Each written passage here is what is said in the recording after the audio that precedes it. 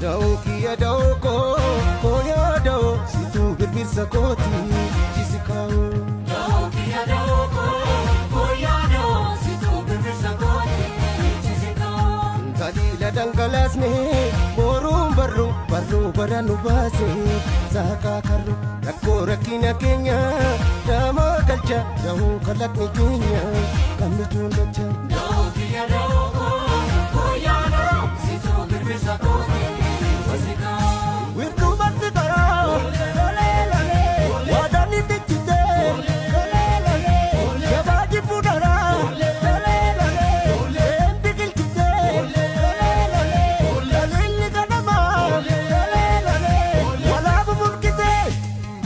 Bawalo, mani sami, gandamu gadap, kami kami.